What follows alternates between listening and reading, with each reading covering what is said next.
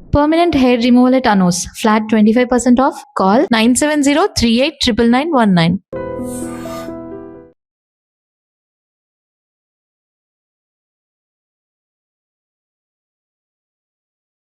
Welcome to iDream media. So జనరల్గా sugar టెస్ట్కి వెళ్ళినప్పుడు ఒక్కొక్కసారి బాగా ఎక్కువ చూపించడం, ఒక్కొక్కసారి తక్కువ చూపించడం ఇలా జరుగుతూ ఉంటుంది కదా. అయితే డిపెండ్స్ ఆన్ ఫుడ్, మనం ఏం తీసుకుంటామో అనే దాని మీద షుగర్ లెవెల్స్ ఆధారపడి ఉంటాయి అనేది మనందరికీ తెలిసిన విషయమే. అయితే షుగర్ లెవెల్స్ బాడీలో పెరగకుండా ఉండాలంటే మనం ఫుడ్ని అంటే రైస్, పప్పు, చారు, పెరుగు ఇలా తీసుకున్నప్పుడు ఎట్లా తీసుకుంటే కనుక బాడీలో షుగర్ లెవెల్స్ అనేవి పెరగకుండా ఉంటాయి, సీక్వెన్స్ ఆఫ్ ఫుడ్ అనేది ఎలా ఉండాలి, వివరాలు తెలుసుకుందాం. మనతో పాటు ఉన్నారు ప్రముఖ న్యాచురోపతి వైద్యులు డాక్టర్ జ్యోత్స్న పులిపాటి గారు. మ్యామ్ నమస్తే అండి. నమస్తే అండి. ఇప్పుడు న్యాచురోపతి అనగానే మెడిసిన్ లేకుండా సో న్యాచురల్గా జీవన విధానంలో మార్పులు చేసుకుంటా సో ఈ అనారోగ్య సమస్యలను తగ్గించుకోవడము, రాకుండా చేయడం అనేది దీని యొక్క మెయిన్ ఉద్దేశం. అవును. అయితే మ్యామ్ జనరల్గానే మీరు జాగ్రత్తలు చెప్తూ ఉంటారు షుగర్ పేషెంట్స్కి. ఈ బాడీలో షుగర్ లెవెల్స్ పెరగకుండా ఉండాలంటే తినే పద్ధతిలో కూడా చేంజ్ చేసుకోవాలి అనేది, కొంచెం చిన్న చిన్న మార్పులు చేసుకుంటే షుగర్ లెవెల్స్ పెరగకుండా ఉంటాయి, షుగర్ ఎక్కువ చూపించకుండా ఉంటుంది అని చెప్పారు. అంటే ఎట్లా ఉంటుంది అసలు? అంటే జనరల్గా ఒక సాలెడ్ తీసుకుంటారు, చపాతీ తీసుకుంటారు, ఇట్లానే ఉంటుంది కదా, ఇంకా ఏమైనా చేంజెస్ చేసుకోవాల్సిన అవసరం ఉంటుందా? సో బేసిక్గా డయాబెటిక్ పేషెంట్స్ది మెయిన్ ఉద్దేశం ఏముంటుంది అని అంటే, ఆల్రెడీ డయాబెటీస్ ఉన్నప్పుడు షుగర్ లెవెల్స్ అనేది ఫాస్ట్గా పెరగకుండా ఉండడం చాలా ఇంపార్టెంట్ అనమాట. అందులో మనం డయట్లో ఆల్రెడీ మనం ఎన్నో వీడియోస్లో చెప్పి ఉన్నాము, glycemic index based foods. For example మన రైస్ అయితే గనక గ్లైసెమిక్ ఇండెక్స్ అనేది ఎక్కువ ఉంటుంది. అదే మనం రైస్ బదులు మిల్లెట్స్ తీసుకున్నాము అని అంటే గ్లైసెమిక్ ఇండెక్స్ అనేది తక్కువ ఉంటుంది. దాని అర్థం ఏంటి అని అంటే, ఆ ఫుడ్ తీసుకున్నప్పుడు ఎంత ఫాస్ట్గా బ్లడ్లోకి షుగర్ లెవెల్స్ అనేది అబ్జార్బ్ అయ్యి దాని లెవెల్స్ అనేది పెంచుతాయి అన్నది. ఎప్పుడైతే ఎక్కువ లెవెల్స్ పెంచుతుందో, లైక్ ఫుడ్ వెళ్ళిన తర్వాత మన బ్లడ్ గ్లూకోజ్ లెవెల్స్ ఎంత ఫాస్ట్గా పెరుగుతుందో అంతే మనకి బాడీకి హామ్ అనేది జరుగుతుంది. కాబట్టి అండ్ టైం తీసుకుంటుంది అది మళ్ళీ డిక్రీజ్ అవ్వడం కోసం. అండ్ ఎందుకనంటే ఇన్సులిన్ రెసిస్టెన్స్ అనేది ఆటోమేటిక్గా డయాబెటిక్స్లో ఉంటుంది. కాబట్టి ఈ ప్రాసెస్ అనేది ఎవ్రీ మీల్తో కూడుకొని ఉంటుంది. కాబట్టి వీలైనంత వరకు ఫుడ్స్ ఏవైతే ఎక్కువ స్పైక్ ఆఫ్ బ్లడ్ షుగర్స్ కాకుండా చూసుకోవడం అనేది ముఖ్య ఉద్దేశం అన్నమాట. సో అలాంటి దాంట్లో మనం సేమ్ ఫుడ్ మన ప్లేట్లో పెట్టుకున్న సేమ్ ఫుడ్ని ఒక సీక్వెన్స్ మారిస్తేనే మనకి బ్లడ్ షుగర్ స్పైక్ అవ్వకుండా హెల్ప్ చేసే సీక్వెన్స్ అనేది చాలా ఇంపార్టెంట్. సో ఆ సీక్వెన్స్లో ఫస్ట్ మనము మామూలుగా రైస్ కానివ్వండి, వీట్ కానివ్వండి, ఒక దాల్ లేకపోతే ఒక ప్రోటీన్ సోర్స్ ఏదైనా చోలే, రాజ్మా ఇట్లాంటివి పెట్టుకుంటాము. అండ్ మనము ఒక కర్రీ, వెజిటబుల్ కర్రీ అనేది పెట్టుకుంటాం ఖచ్చితంగా. అండ్ ఆరోగ్యానికి చాలా మంచిది, ఫైబర్ ఉండడం కాబట్టి సలాడ్స్ అనేది ఇంక్లూడ్ చేసుకుంటాం. కీరానో, క్యారెటో, బీట్రూటో, టొమాటోస్ ఇట్లాంటివి అనమాట. So sequence of food intake అనేది మనం జస్ట్ అదే ఫుడ్ని ప్రాపర్ సీక్వెన్స్లో తీసుకుంటే కనుక బ్లడ్ షుగర్ లెవెల్స్ అనేది ఫాస్ట్గా పెరగకుండా ఉంటాయి. సో ఏంటి ఆ సీక్వెన్స్ అని అంటే, ఫస్ట్ ఆల్వేస్ సాలడ్ అనేది తీసుకోవాలి. సో సాలడ్ తీసుకున్నప్పుడు మనకి ఫైబర్ ఇంటేక్ వెళ్ళిన తర్వాత ఆటోమేటిక్గా దాని తర్వాత తీసుకున్న ఏ ఫుడ్ అయినా కానివ్వండి very slowly it will get absorbed and స్లోగా దాని ఎనర్జీ కన్వర్షన్ అనేది ఉంటుంది. అండ్ స్లోగా బ్లడ్ షుగర్ లెవెల్స్ అనేది ఫాస్ట్గా లేకుండా స్లోగానే అబ్జార్బ్ అవుతుంది అనమాట. సో ఫస్ట్ ఆల్వేస్ సాలడ్ తీసుకొని దాని తర్వాత ప్రోటీన్. సో ప్రోటీన్ ఉన్న ఫుడ్లో ఎప్పుడైనా కానివ్వండి పప్పు లేకపోతే ఇంకా ఏదైనా ప్రోటీన్ సోర్స్ ఏదైతే ఉందో దాన్ని ఫస్ట్ తీసుకోవాలి. సో ఆల్వేస్ రా ఫుడ్, ప్రోటీన్, తర్వాతనే ఇంకా మిగతా కార్బోహైడ్రేట్స్ ఏదైతే ఉంటుందో అది ఎండ్కి తీసుకోవాలన్నమాట. సో చపాతీ తింటున్నాము లేదా రైస్ తింటున్నాము, సో మనం కలుపుకోవచ్చు పప్పు, అన్నము, బట్ అది నెక్స్ట్ తీసుకోవాలి. ఫస్ట్ ఆల్వేస్ డయాబెటిక్స్ అనేది ఒక ప్లేట్లో కనీసము ఒక గుడ్ క్వాంటిటీ ఆఫ్ సాలడ్స్ కానివ్వండి, స్ప్రౌట్స్ కానివ్వండి తీసుకుంటే కనుక దాని తర్వాత ఈవెన్ మన స్టార్చీ రైస్ తీసుకున్నా కానివ్వండి మన షుగర్ లెవెల్స్ అనేది ఫాస్ట్గా పెరగకుండా ఉంటుందన్నమాట. ఓకే, అది చాలా ఇంపార్టెంట్. కొన్ని వెజిటబుల్స్ అయినా తీసుకోవచ్చు, సాలడ్ అయినా తీసుకోవచ్చు, లేదా వెజిటబుల్స్ కర్రీ తీసుకోవచ్చు, లేదా స్ప్రౌట్స్ తీసుకోవచ్చు, ఎనీథింగ్. దాన్ని ఫస్ట్ తీసుకొని కార్బోహైడ్రేట్స్ నెక్స్ట్ ప్రోటీన్ అనేది తీసుకొని కార్బోహైడ్రేట్స్ మాత్రం లాస్ట్కి తీసుకోవాలి. ఓకే. సో అట్లా తీసుకుంటే కనుక గ్లూకోజ్ లెవెల్స్ అనేవి పెరగకుండా ఉంటుందన్నమాట. షుగర్ పేషెంట్స్ ఎవరైనా కానీ దీన్ని పాటించాలి. నార్మల్గా ఎవరైనా కూడా అట్లాగే తీసుకోవచ్చు. ఒక హెల్దీ మీల్ ఎలా ఉండాలి, ప్లేట్ ఎలా ఉండాలి అంటే కూడా ఇట్లాగే చెప్తాము. ఇలానే యూజువల్గా తీసుకుంటాము. అదే సేమ్ ఫుడ్ ఫస్టే అన్నం కలుపుకొని మనం పప్పు అన్నము కర్రీ అన్నం తిన్న తర్వాత సాలడ్స్ తర్వాత లాస్ట్కి తిన్నాం అనుకోండి, అందులో మనకి కనీసం 30-40 milligrams of increase in the sugar levels అనేది కనిపిస్తుంది అనమాట. అంత వేరియేషన్ వస్తుంది. చక్కగా చెప్పారు మ్యామ్.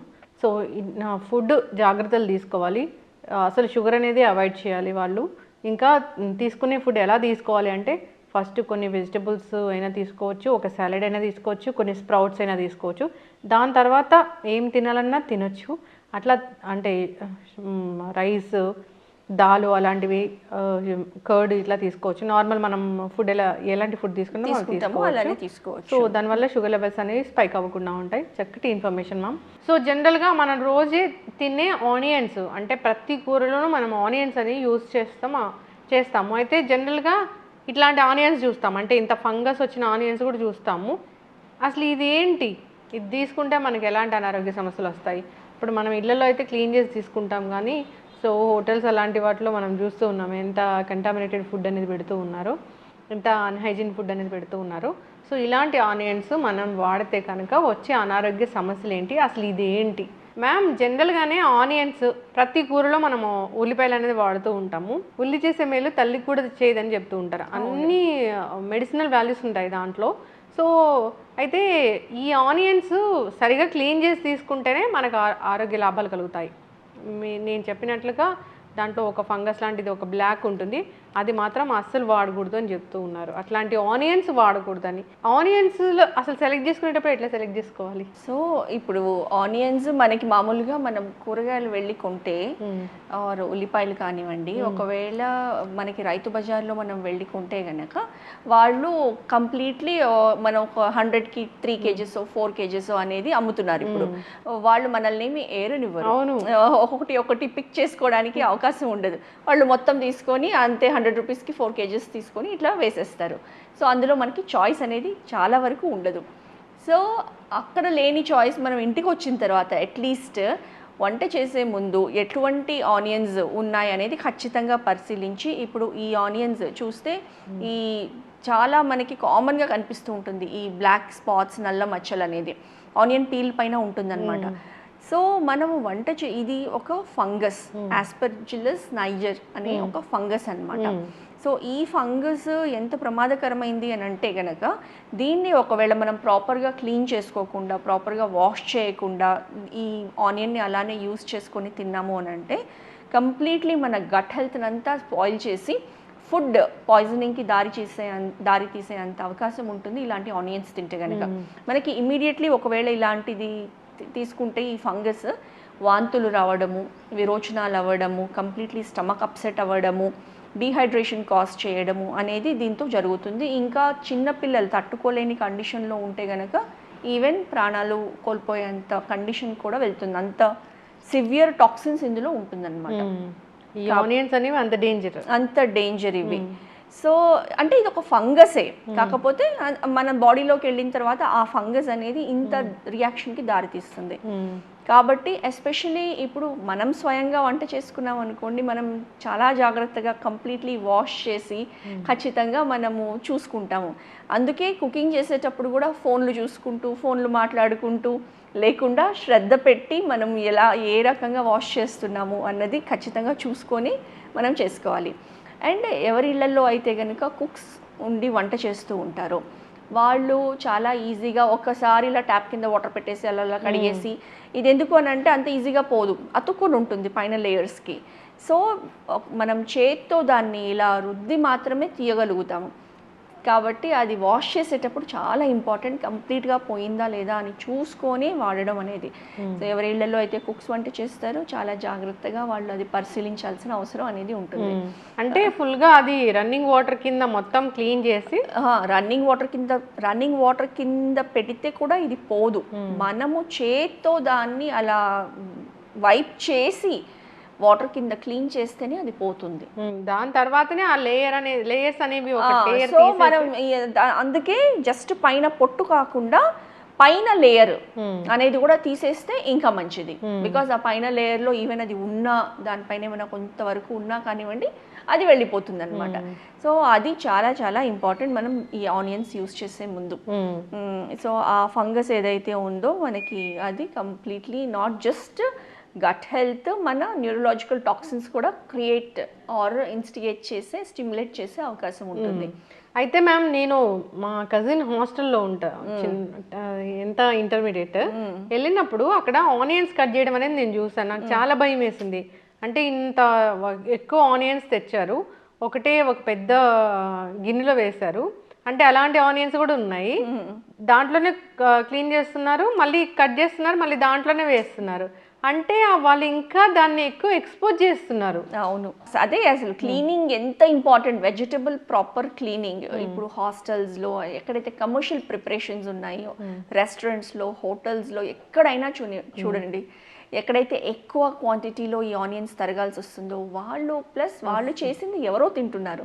కాబట్టి వాళ్ళకి అసలు అవసరం లేదు, అన్లెస్ వెరీ గుడ్ హోటల్స్ అయితే తప్ప. అది కూడా మనం చెప్పలేము, ఎక్కడైనా కానివ్వండి మనుషులే కదండి పనిచేసేది. సో ఈ నెగ్లిజెన్స్ అనేది అయ్యే అవకాశం ఉంటుంది మీరు అన్నట్లు హాస్టల్స్లో. సో ఇట్లాంటి మనము చూసామనంటే అసలు తిండి కూడా తినబుద్ధి కాదు. అవును, కాకపోతే తినబుద్ధి కాదు.